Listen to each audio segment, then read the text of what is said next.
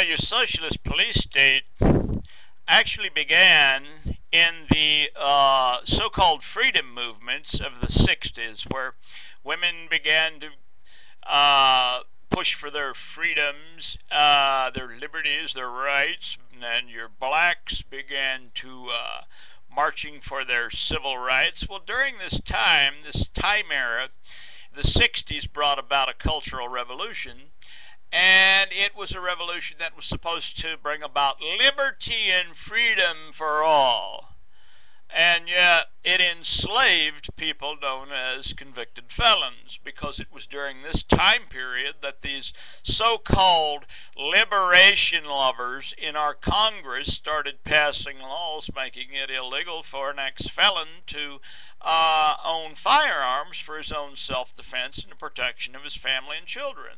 And it is at this time period, during the so-called, quote, liberation movement, let's all come together, let's bring liberty and freedom, and all of us, live the American dream. This fallacy of the 60s, this fallacy brought about the denial of ex-felons the right to defend their lives and protect their family and children. It goes against the Constitution, the Second Amendment right, that says all people have the right to bear arms for self-defense.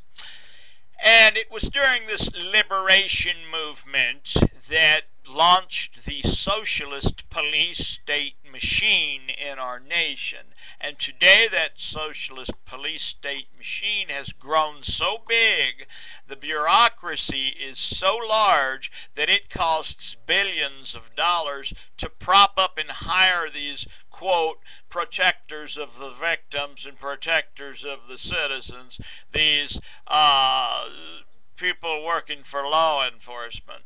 And all of these people that work for law enforcement, they promote and support the idea that ex-felons should not own firearms. It doesn't matter how long they've been out of jail. It doesn't matter whether they've put their past behind and they're living honest lives. It doesn't matter they have children and wives. They have to protect their lives. It doesn't matter that they have to defend their own lives.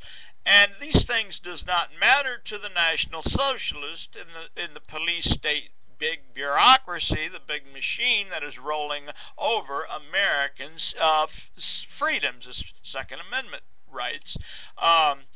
And so we're seeing a deterioration, and it started in the liberal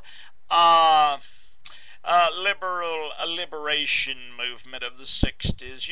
The flower people, the flower children, well, they grew up into full-fledged socialist workers, communists. They grew up to become your modern-day hard-line on crime socialist police state proponents, and they run the media, and they run law enforcement, and they are sitting in the Congress.